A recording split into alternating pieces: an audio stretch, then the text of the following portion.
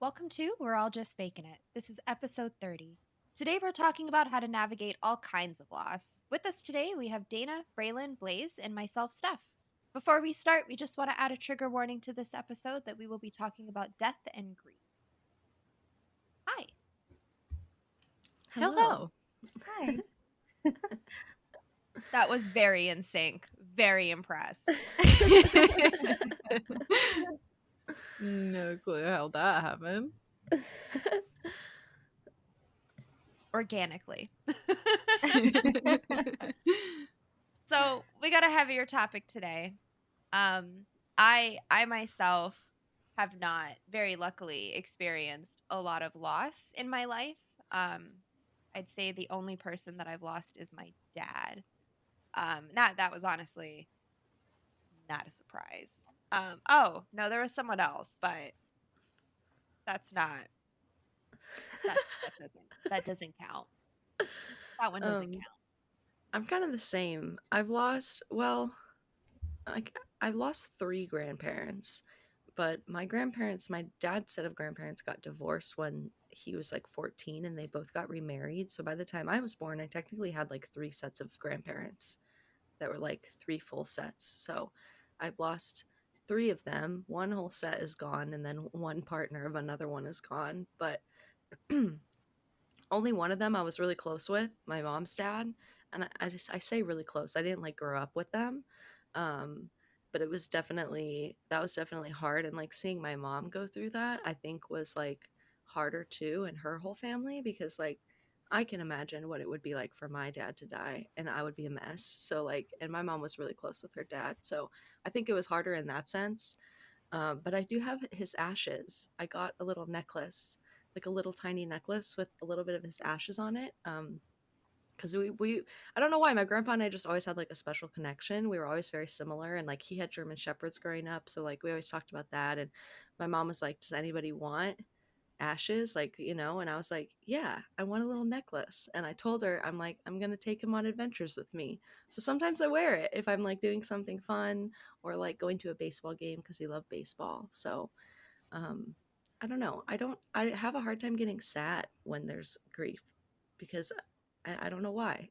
I just like to choose to remember them positively and think about them and stuff. But I also haven't had somebody extremely close to me die. I feel like that would be very different. If one of my family members died, I would be a wreck. I'm I just am getting sad also listening to you. yeah, I'm like, oh, I I know, right? I also am in a similar boat. I haven't really had that much loss, at least close to me. Um I did lose my great grandparents, but it doesn't hit the same as like your grandparent or even like your parents. Um my grandma on my dad's side, I also did lose her, and I remember that being kind of rough, but it's also like she was old in a better state, so it's a little bit different. I would say I've had, it's not even that recent anymore. It's like 2017. My granddad died. That one was a lot harder because we were given so when he was 80, he had like a brain tumor, and then he had a heart attack as well, and stuff. So then we were kind of like, he was still alive like for 5 more years, which was great. You feel like you have like borrowed time, you know. But unfortunately, he ended up getting cancer, and we were given like a week for him to still be alive. And that was like in September, and then he didn't die until December. So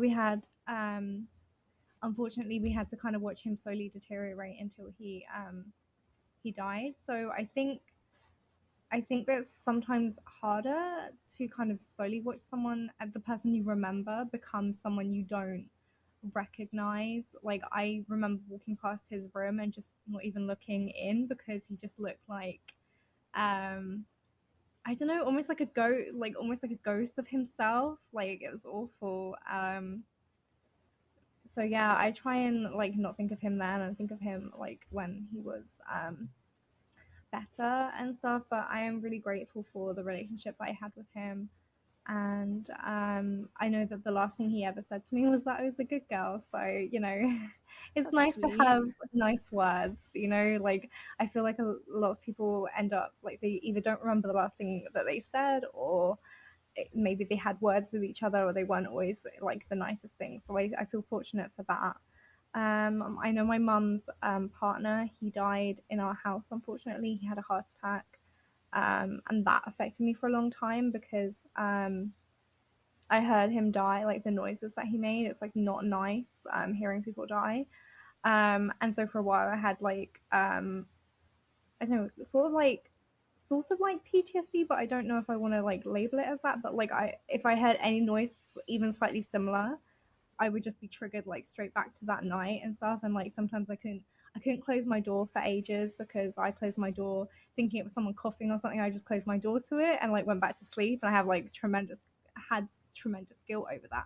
Now I don't, because I know that there was nothing I could do, and it was like, gosh, it was an awful morning and stuff. So yeah, a bit of loss there. That's personal I'd when I'd that's like label at that. home. Yeah, yeah, but That we that don't live sounds there like anymore. PTSD. For sure, PTSD. I mean, yeah. So that's my grief. It's gonna be a um, hard episode, guys. yeah. Well, you know what's I feel strange? like what? I was just gonna say every time I've had somebody die, they've all been old people, right? So like we knew it wasn't, none Yeah. of them like died suddenly. It was like, I mean, my grandpa, there was like 4 times where they had flown everybody out and they were like, this is it. And then he ended up being fine. And then like a year later, they'd be like, okay. Um, but I don't know if it makes it any more difficult or easier when you like, because like you said, you watch them become this version of themselves that isn't themselves anymore, and that is just a really strange thing. It's really weird. Yeah, I mean, people It's always say like they've lived a long life, and they've had all this stuff, and that's great. Like, you don't feel bad that they've like been their life's been cut too short and things, but at the same time, they become almost like this person you don't recognize if it goes on for too long. The illness that gets them, and then that's hard because the person that you grew up with and you remember is like so different from this person you're like looking at, and you're trying to, I guess, comfort and be kind to, but you don't also kind of, you're looking at them like, I have no idea, like this person is not someone I recognize anymore. I feel like it's a lot of the first grief that people experience is either pet loss or elder loss in their family. I mean, also like ambiguous grief. I feel like that's been the vast majority of mine. Like when my dad died, it didn't it didn't really hit the way that you'd expect it to, because like I didn't talk to my dad. I had pretty much told my dad to never call me again. Like, dude chose drugs, and it was just every time he called me, it's like, Stephanie, the helicopters. And it's like, I can't do it. I can't deal with like the mental illness that came about from doing meth for years. It just wasn't something that I was willing to do. And it's like, I sitting here, I was like, oh yeah, I also lost a cousin, but I think the last time I talked to her, I was like, you're literally my last words to her. It's like, if you're going to act like an idiot like this, you're going to get yourself killed.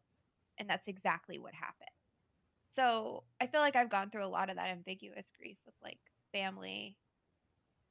I don't know. I don't know. It's weird. Grief is weird. It's like coming to terms already when they're alive that they're no longer a part of your life, and then I they was cross gonna the plane say, and like what Dana was talking about too, it's almost like you grieve them twice. You grieve losing this Yeah. person that you once knew while they're still alive, and then you have to grieve them again once they pass. It's like this weird it's transitional weird. It's Yeah. hard. Like when my great aunt died, she lived in America, which is funny now that I have all these friends in America. And she used to fly down all the time, and we'd like take her around because she used to live in England, and we take her around and show her all the good sights and stuff. And she was always really nice. We go off and have a drink somewhere, obviously like Coke for me. And then she'd be like, "Do you want a packet crisp? Don't tell your grandma," and stuff. I always used to think she was like this amazing old lady. She was like so lovely. And then one day we just got told, yeah, she had cancer and died, and she just didn't want anyone to know. Like she didn't get treatment, she didn't do anything. And I mean, it's very much typical stubborn older person in that respect. She was of that generation, but that was my first experience of death, of a family member, or of anyone. And I remember being like absolutely destroyed. And now I think I handle grief better now than I did back then because I was like obviously a child. But yeah, it was awful. And then no one wanted to talk about her, and I had all these memories that I wanted to tell people. And be like, oh, do you remember when she did this? Do you remember when she did that? Wasn't it so nice that she did this? And no one wanted to talk about her, and I just didn't.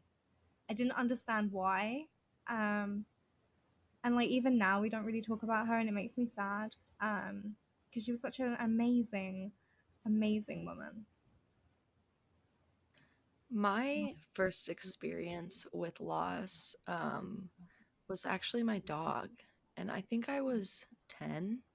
And this was like my childhood dog that I had had. Like, I don't know, I was pretty young. We got him for my sister, but I ended up bonding with him, and he slept in my bed every night. He was like my little best friend. Um, and he got hit by a car and he died. My dad ended up finding him, and like we had a little burial service for him. But I literally remember like weeping for like days. Like my little 10-year-old self was like, that was I in my life. Like I remember it so distinctly because I think it had such an impact on me. Um, and I just remember crying literally in my mom's bed for like days and days. It was so rough. I have a very similar experience. One of the first memories I actually remember from my childhood is losing one of my pets when I was super young. Like I was in daycare at that time. I should not remember that, but I do because I remember coming home from daycare with my dad and we were looking for our dog, and I go under the deck and I saw her and I was like, "Dad, she's sleeping, she won't get up." And my dad's like, "She's not sleeping." So I remember finding her still to this day. That's so sad. Yeah. That's terribly sad. I also lost a cat when I was 14 that had the same impact on me. It was literally terrible. I like walked in my house and her little head was like leaning against the wall, and I was like, that's not good. Cats don't like I've never seen a cat that's sitting and then like rests its head on a wall. And we had to put her down that day cuz she had really bad cancer. But same, just remember my mom and my dad and I just for days crying.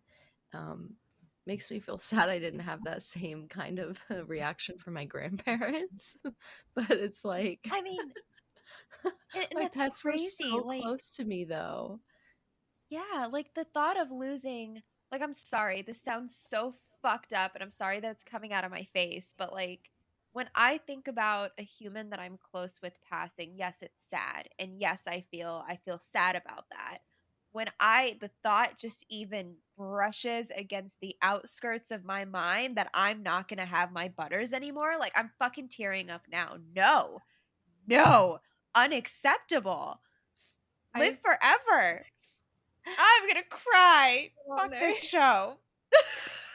I've been actually talking about this recently at work with a couple of people, and it's because I personally believe that the reason we get more upset about our pets going than our real life people is that your pet is there when you come home. They're there for you when you're sat, at your desk. They climb on your keyboard when you don't want them to, and they're really annoying, but they're always there. Like you love them, and they. Whereas like people aren't in your life like 24/7. You know, other people have other things they're doing. Like you see people at work, but like if they're off for a week, you don't see them for a week.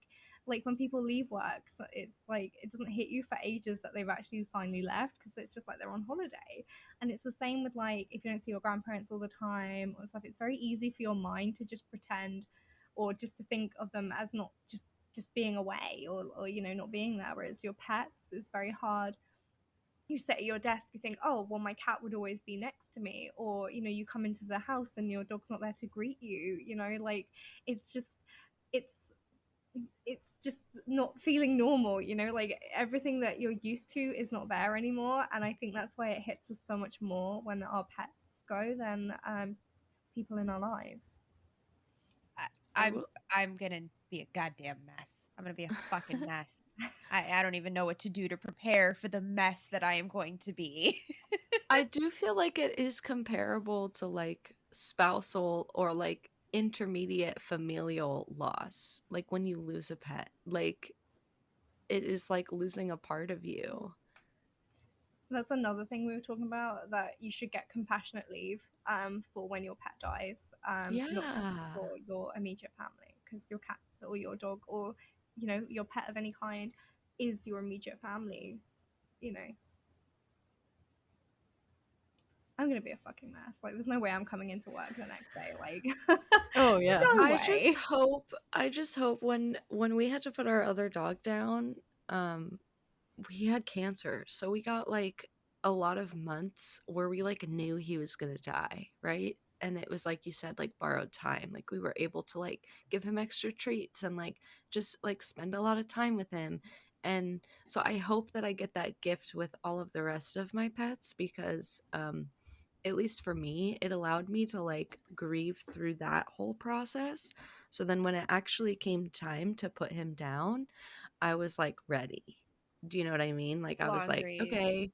Yeah, like it was I didn't even cry the day of. I'll cry now sometimes thinking about him, but the day of I was like, I'm ready. I This is the way that it's meant to be and you know, I've spent time with him and this is okay. And I that's was a in Like, blessing. I was an why is it absolute safe though? mess when my childhood dog died. Not the one that I was mentioning before, but the one that I grew up with the most. When because she basically started having seizures like randomly, and within like maybe 2 weeks, we had to put her down because she couldn't even stand up. That's so hard. Yeah. So I remember just crying that day. Like I didn't even go with my parents cuz I was like, no, can't do it. Oh god, I've my biggest fear is like being at work, like or like offsite or not at home and like having Rona have to call me and tell me or like cuz like honestly, I should probably go have that conversation with him at some You point like should. How you happens want to it to one of go. our animals, what is the protocol? Because I honestly wouldn't know what to do. I would probably, if it was me and I was finding one of our pets, I'd probably call him like, I just need you to come home right now. That's it. I just need you to come home right now. But like, imagine what that would do to someone mentally. It's like you don't know Yeah. what you're walking into. So yeah. All right. I would make a stream marker, but I'll just have to write it down somewhere to just have that conversation. I was actually thinking the other day because I quite often think about Cassie leaving me because I know that it's probably the one thing at the moment that could trigger a mental breakdown in me. So it's something I think about quite often, not on purpose. Like a lot of time it comes into my mind. But the other day I was thinking about it and I've not accepted it because I know I'm still going to be a mess, but I've kind of think about it as I would always like to be alive while she's alive. Like have you seen Hachi where the dog is like waiting for their owner but their owner's died and it doesn't understand? Like I would hate for that ever to happen to Cassie. Like I just couldn't even imagine the confusion and fear that she would feel. So I always want to make sure that I make her life the best I can and give her all the comfort I can and be with her in her final hours, I hope. And just give her love always. And I'll forever be grateful that I had her in my life and I got to live for most of her life. We got to Yeah. be together, I even do though she went something 8 months without me. I do something kind of similar because we put baby kitty outside, I recognize that he could die any day. Like any single day. And that's a risk that we take. Um and so what I've been doing with him, because some pets, like I've lost pets before where it like didn't really affect me because it wasn't like a soul pet. But then you have pets that are like, oh no, this is like this pet is a part of me. And that is how baby kitty is with me.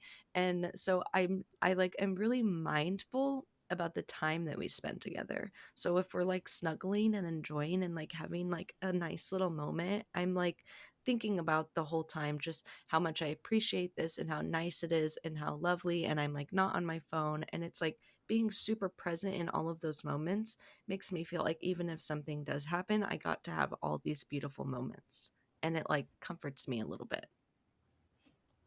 I That's feel why that. I have like a million photos and videos and all sorts of Cassie, because I never want to forget the way her nose looked or the way her ears went down randomly when she's listening to something. Like I don't want to miss or forget a single thing about her for as long as I'm alive. I don't want to like be like, oh, I've forgotten what her meow sounds like, or oh, I can't remember quite how her eyes. No, no, no.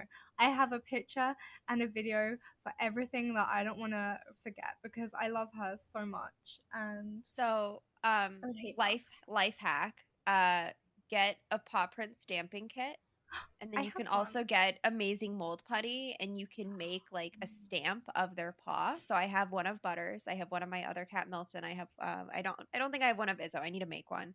I should have done it when he was a puppy and had really soft paws, but anyway.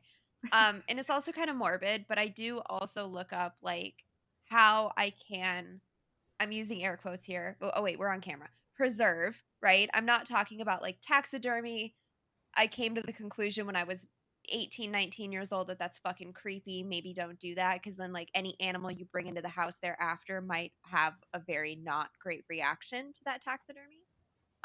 But like compressing, sending your pet's ashes in and getting it turned into a stone is a scam. Like I've been doing a lot of reading on those and like to make sure that if I am going to give parts of my animal somewhere so I can have something to remember them by, that it's legitimate.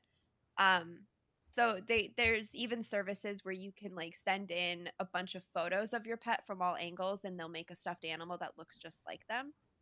That's kind of what I'm leaning towards. I'm just also petrified from reading some of the reviews that like they're not, it's going to come back looking wonky, and it's a lot of money to have a wonky thing coming back.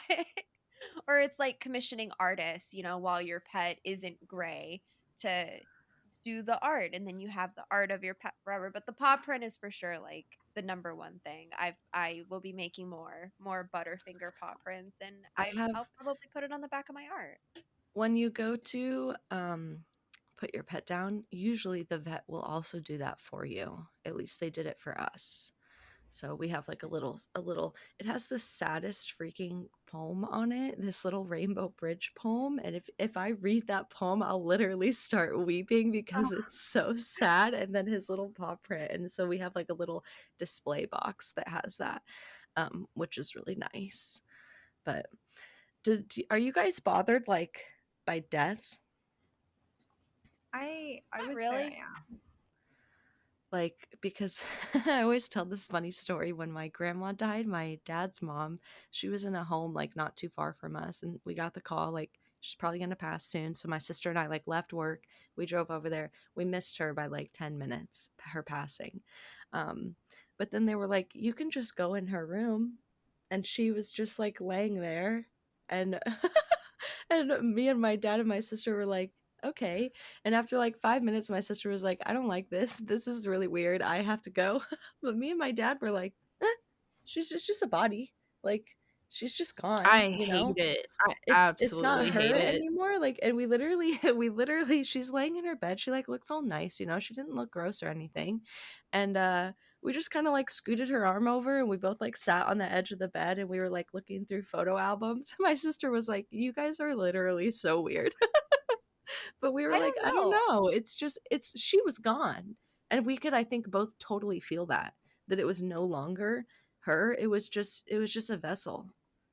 Like I don't think I've been around death like that to know if I'm okay with it. I didn't even like the fact that my granny had my granddad's ashes in our house while we were waiting to bury his ashes. Like I was just like, I don't know. It just felt really weird. Like I didn't go into the room where they were, and I was like, oh. But at the same time, I kind of would like my cat's ashes. Like, totally get them. yeah, Oh, yeah, Definitely I will be make her a getting little butters. shrine. I will definitely be getting baby kitty if we're able to. He's only 4 though, so I'm like, you have a long time. Oh, but yeah, don't geez, wish yeah. him away. And see, and like I feel guilty, like even having the encroaching, passing, brushing thoughts on the edge of my thought, whatever bubble. Like Butters is only 13. I have many, many more years, and she's very, very healthy. But like, I feel like I'm gonna need a few more years of mental preparedness And it's because good to think we're not about it, there. I think. It's Like, not you shouldn't helping. feel It just bad makes that me you have fucking those cry. thoughts. But I think it is good in the long run to, like, just be aware. Like, it's better to be not, like, ignorant about it, right? Like, it's better to be aware to know because then you can savor the moments that you have with them. Oh, If I you're like, spoil the Paw shit out of prints. her. yeah, If you if you're weren't if you're thinking about it, you wouldn't have the paw prints that you've already yeah, got. all Butters. that stuff. That is true. Tattoos. I want Oh tattoos. yeah. I want my little Butters loaf one with the one of her next to the tissue box. I just want to get like the tissue box and the little loaf like on my arm. You I do. definitely should do that. I think tattoos are a great way to memorialize anything that you want. My babe. I was gonna say, I think when my mom passes, I'll probably get a tattoo that is like similar to something that she liked, That sounds just nice. to remember her by. Plus, she's always wanted a tattoo, and she's like never gotten one. Oh, so you're like doing it for her. Yeah, exactly. I love You should that. go get those together now. You should get Agreed. something that like represents the two of you. Like just say like don't you think if you went to her and you were like, "Hey mom, I have this really good idea for us to get matching tattoos." And I think you could like Maybe. make a whole, I don't know, that would be so fun because then you would have the added memory of like I got this with my mom, which I think would be Mommy really daughter day. special. I like. Do you guys feel guilty that like when we talk about our pets dying, we're like literally I think all of us have cried at one point during this episode, but when we've all been talking about real like people who have died, we've not cried like once because I do feel guilty sometimes that I'm like crying over Cassie potentially dying, but I'm not crying telling you about my granddad who died. I I mean, don't I don't feel guilty. no. Because at the end of the day, like if everything else in my life is wrong, at least I have my cat. I it's she has been here before everybody and she will be here after everybody. Like where is she going to go? Where is she going to go? I think that if I had lost like somebody really close to me, I would feel completely different. It's just like pets we lose more frequently because their lives are shorter and they are so close to us. It's not like people go through losing a spouse every 15 years, right? Like that would be crazy. I think I would have the same reaction. Um but it's not Um, like with every pet for me. Like I've had pets where I don't know why I've had pets where they've died and it was just like I wasn't very sad. But then there's for sure some pets where I'm like, you're not allowed to die. I will be extremely I upset when you I'm leave. starting to get attached to the damn fish. That's like Feldspar every day I check the tank. I'm like, "You good, dude? Everything good? We're great in here? Let me know if you need anything." I'm kind of attached to you now. But I yeah, think that goes back to like what Dana was saying. Like you're with them every day. You see them every day. It's not like your coworker or like, like it's somebody that you spend so many hours with, even if it is a fish, he's right next to you at your desk all day. Like, All day. yeah, Me of course you're too. going to get Thriving. attached. It's hard. It's definitely hard because they are with you all the time. It's like I had a family friend die last year about summertime, and it was really hard because we'd seen them not that long ago and they were fine, and they'd had like I can't remember what it's called, but it's the like human version of mad cow disease, and she just like wasn't quite herself anymore, and it was awful because like we knew she had it and she was in hospital, but like she hadn't like died yet, but like she wasn't like she only had certain points where she actually knew what was happening or who people were that she was seeing and stuff, and I luckily didn't see her because I wanted to keep the memory of when we had her at barbecue and she was happy and laughing and stuff to me. But yeah, that was hard the day of. I remember like crying at her funeral and stuff, but then like because we didn't see her, like we saw her a couple of times a year, it's very easy for your brain to just think, oh, they're just at their house and they're not visiting. Like it's so easy for your brain to just kind of not forget that they're dead, but just kind of like Put them put in a yourself box. almost, yeah, like just put it like away and like I'm sad she's not going to come to the barbecue this year, and like we're never going to see her again, but like I don't think about it very often because it's not like I pass anything that reminds me of her because she didn't live where I live. She lived in another place, and so I don't see things that constantly remind me of her. And I think maybe that as well with the whole pets over people, you see a lot more reminders in your house for pets than you do for like real life people, or I guess not life, dead people. Yeah, Every couple months. my grandma was like that because she had dementia. So she like didn't have full-blown Alzheimer's, but in the last like few years when you would visit her, she just like wasn't the same, really. So I think that also makes it easier to grieve when they do pass because like we talked about earlier, you kind of grieve the person they once were and then you grieve them again when they die. And so you're kind of like more prepared when they do pass because you've already kind of gone through that first set of, well, I lost who they were originally. It's very interesting. I think it's like you were saying about your dog Braylon. You knew for a while that he was no longer going to be with you, and so it helped you kind of prepare. Whereas like when I can't remember whose dog got hit by a car now. Braylon, your dog. That was more sudden, and you didn't have time to prepare, and that's a lot harder, I would say. The Yeah. sudden deaths in Hmm. general, and with pets, I would say as well, because I'd love to have that like time where they're not in pain, but you know that it's coming, rather than come home one day and find out and not be there. That I think is truly the hardest when it's unexpected because you just have no time to even do anything to prepare. Not ready. Yeah. And then you've got the what I ifs. Why didn't I give him some extra treats the day before, and things like that? Like, why do we care so much about the diet we put them on? Or, hey, they could have had one of our chips off our plate and things like that. And I think I would rather spoil my cat till the last minute if I had the chance. and I 100% do. If Izzo too. If he wants the damn freeze-dried strawberry, he's getting it. He always gets the little piece of bacon. If we have the cheese, you're getting the cheese. If Butters wants to cuddle, even if I'm not feeling cuddly, I let her cuddle. Have I made her like a little menace with absolutely no boundaries? Yes. But who's at my house that it matters? She lives here. You don't. It's the cat's house. We're all just living it in it is her house. I wish he'd pay some bills sometimes. it.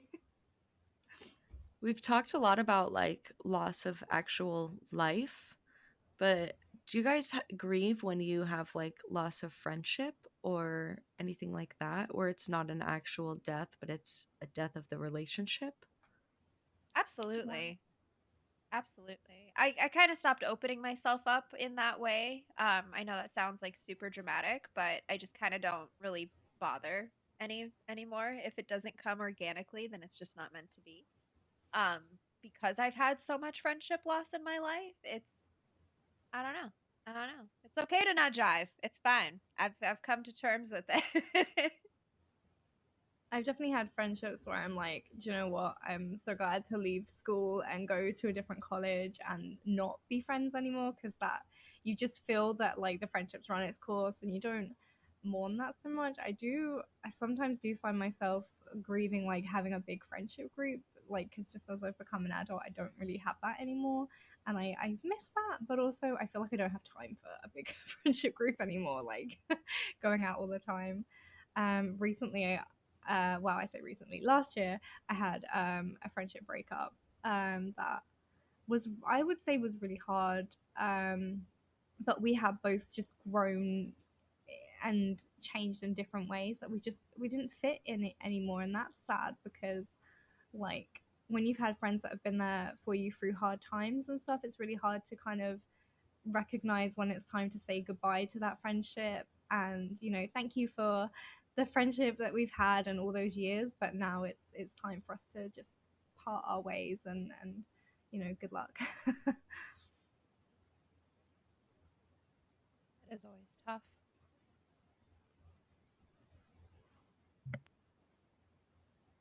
I don't know that I've had or that I've ever lost a friend and been sad about it. Same. I was thinking about it. And I think all of the like friendships that I have lost, it was like a mutual kind of agreement. I So I I don't really grieve it.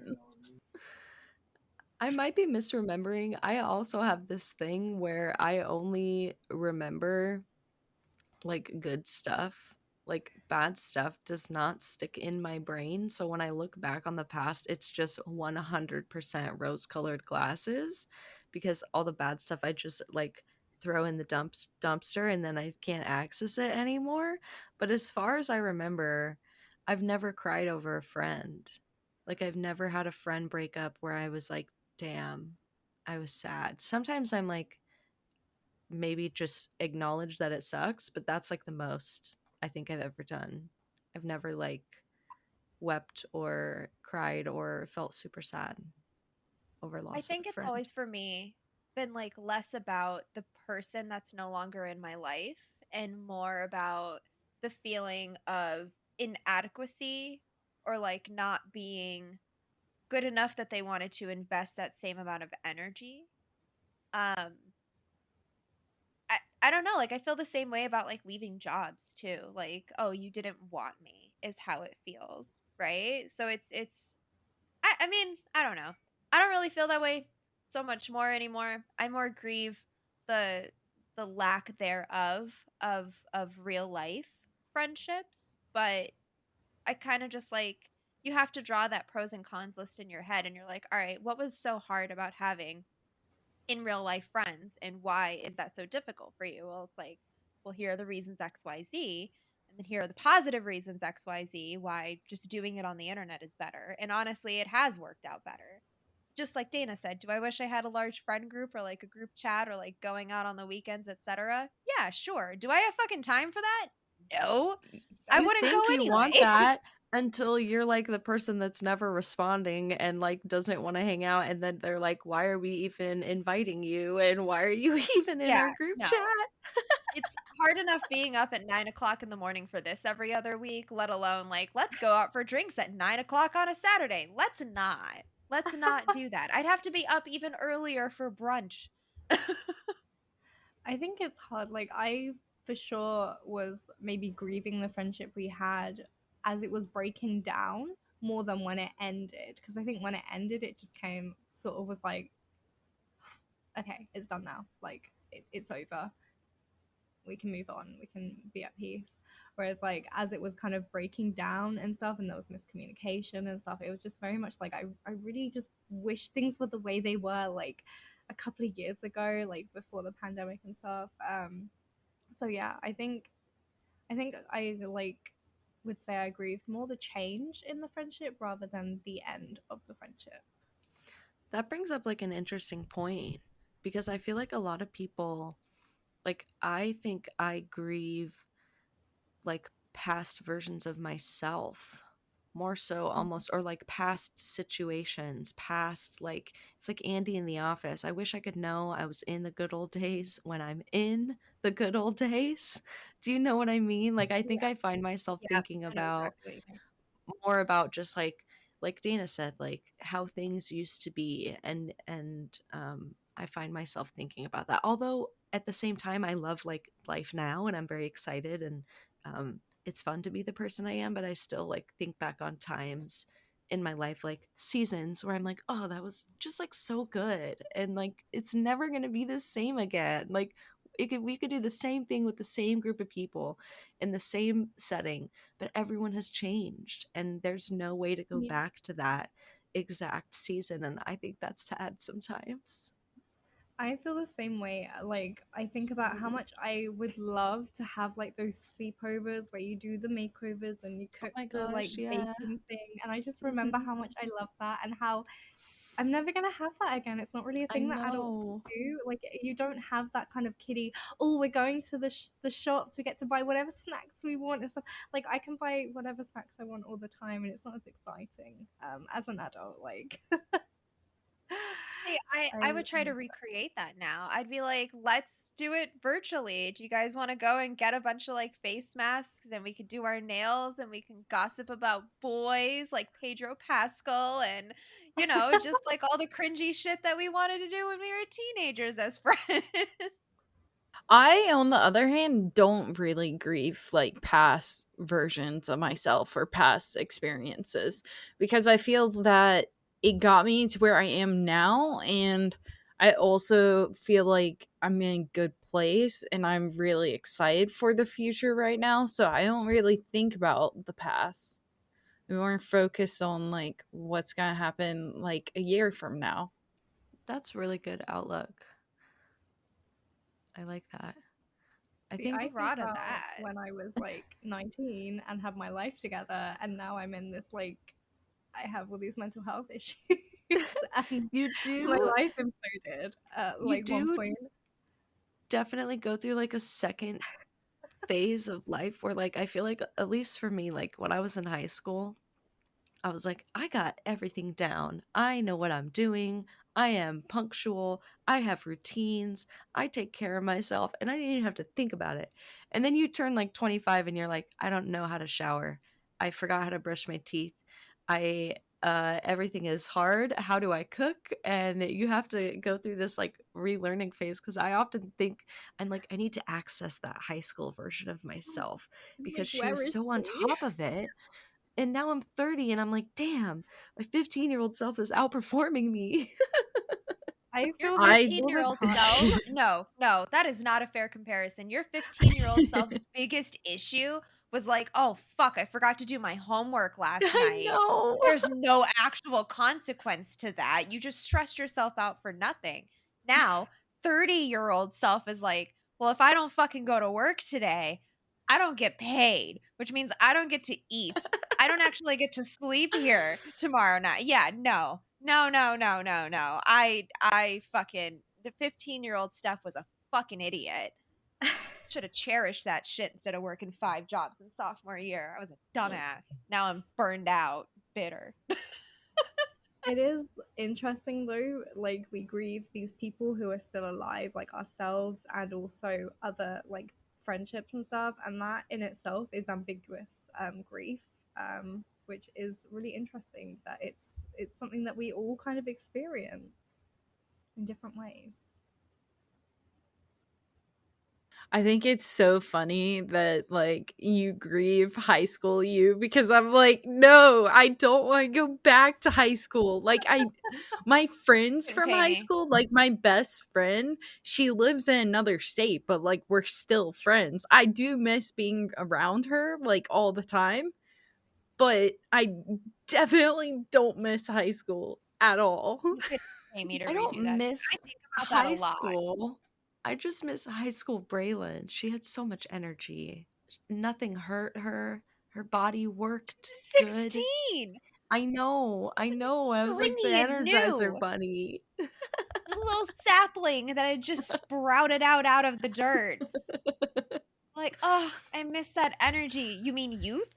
The Yeah. I miss my youth. Give it back to me. I like Everything to hurts think now, okay? Everything Oh. hurts. My body cracks and pops, like, every time I stand up. I Can't saw the I most like to headbang at hysterical think TikTok. raves. that I It was like really someone haven't, doing a like skit. I'm sorry, Wait. it's mine's dumb. It's a skit. Go on. I was just gonna say, I like to think that I really haven't changed like that much since high school. I know like a lot of people go through like all of these changes throughout their life and stuff, but I feel like the me now it's very close to the me then. It's I would just really like not that different. I would just like to point out that you have not gone through your Saturn's return yet. That's true. 27 to 29 could become a whole new Blaze. You don't know. Maybe, but I also kind of doubt because I'm the type of person who is very like introspective Do you already. learn from others' experiences too? Or are I you do. some yeah, so that Yeah. helps you a lot because Yeah, that's with how your I am siblings. too. I remember you If saying y that with your siblings. if you're a learn by Oh, yeah. doing, that is unfortunate for you, and I am so sorry. Yeah, I'm not a learn by doing. I'm definitely a learn by watching other people. Same.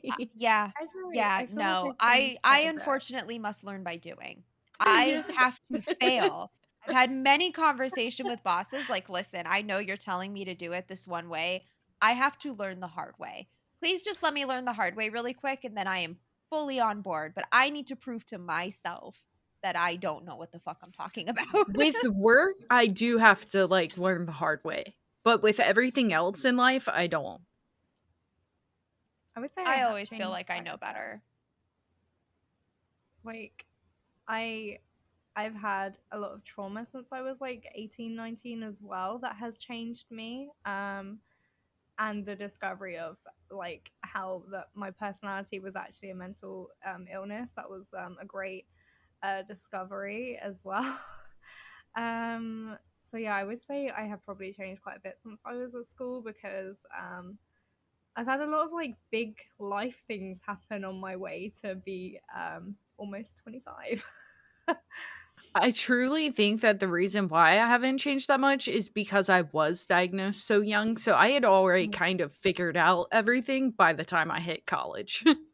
See, and I had a similar but different experience because I got diagnosed young and just was like, I have no idea what this means. And it wasn't until I got to college that I was like, oh, fuck, that's what that means? I I went through a lot of not situations, but I had a lot of guidance on like what being ADHD meant. I did not. I have that. I had a medication and I mean my mom like did a lot for me but didn't talk to me a lot about it. So then it wasn't until I got my first psychiatrist that I was like, "Oh, okay. This is not going to be fun.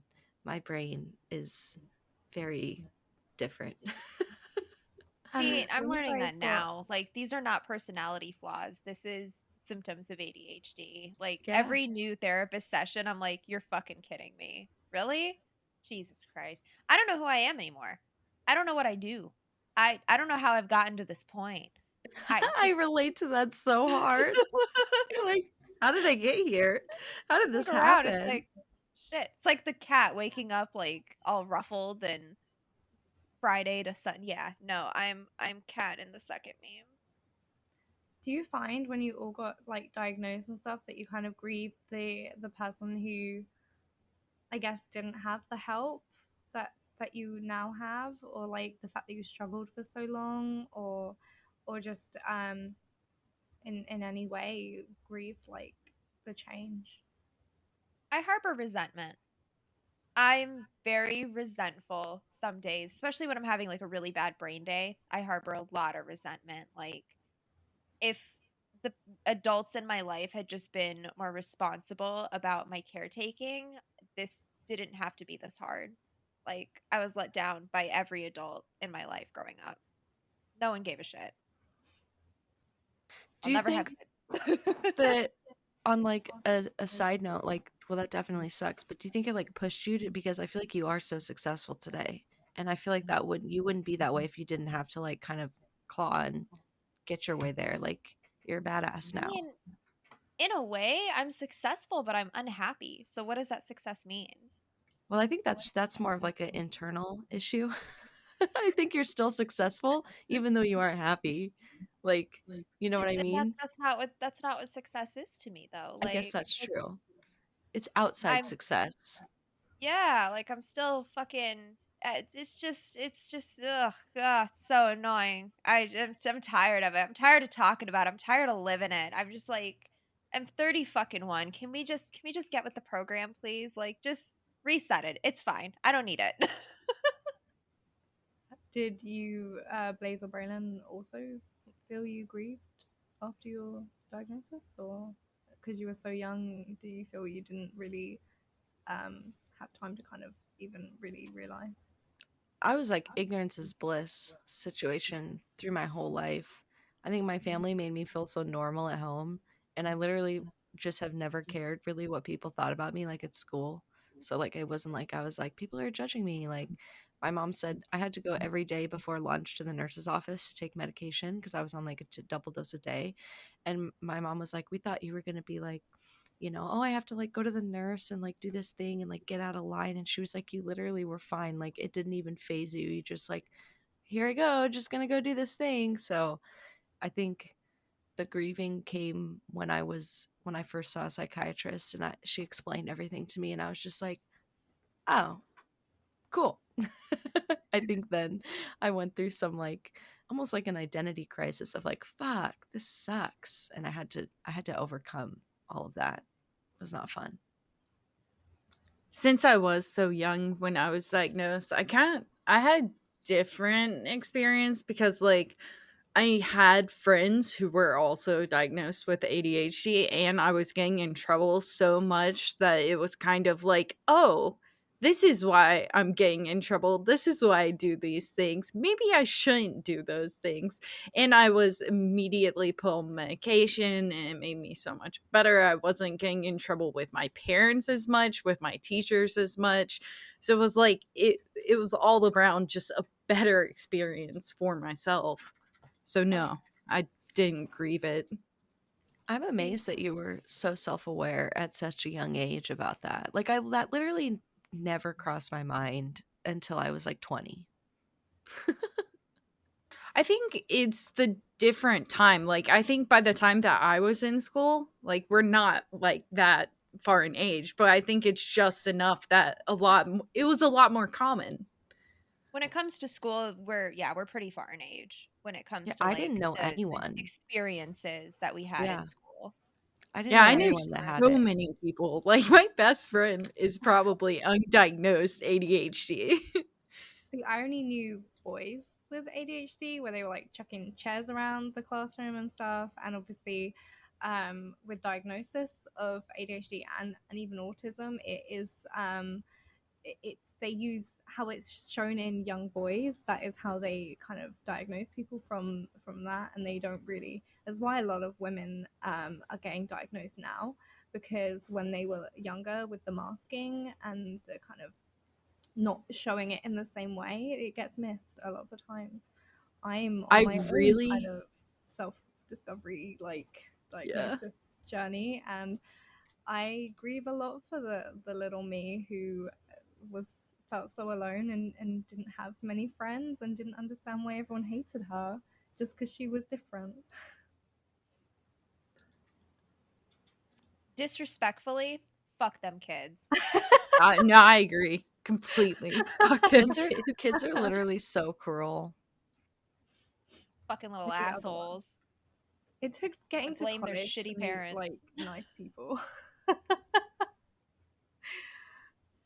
If I had gone to your school, I would have been your friend. I was always friends with the people that didn't Same. have friends, and I always tried to make them feel included, and I always made sure they were Yep. invited to my birthday party. And my mom would be like, "You're inviting, like these kids," and I'd be like, "Yeah, they don't have any friends. They got to Yeah, come to same. a I was birthday always party." friends with those for people.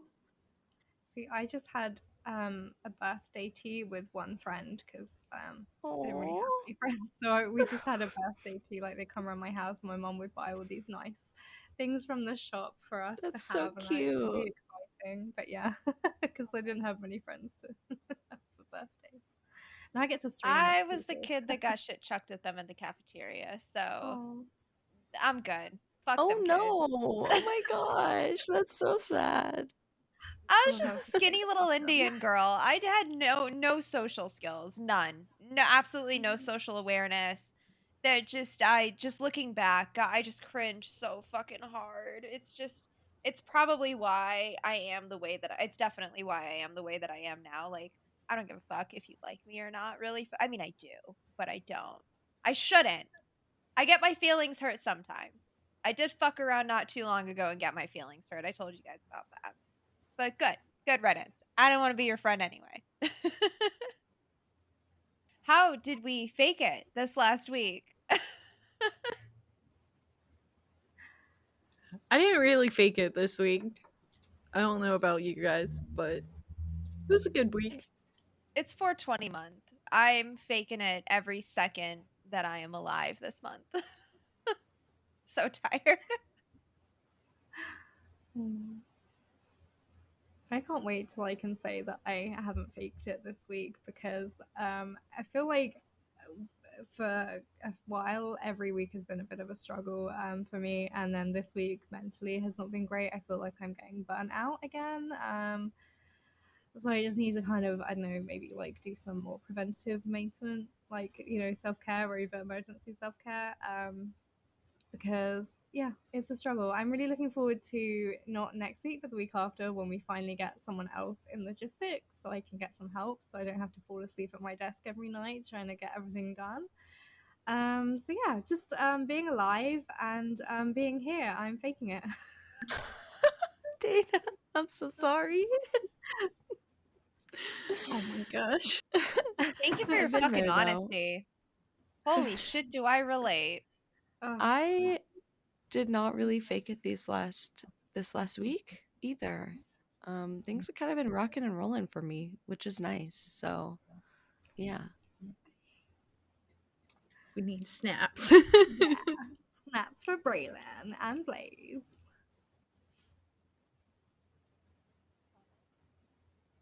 Well, thank you guys so much for listening in. We hope you found some value. Join us on Discord to access resources mentioned in each episode and find your people. Follow us on social media and tune in to our next episode, getting organized in home life and online, or lightening the mental load with organization. Bye. Bye. Bye.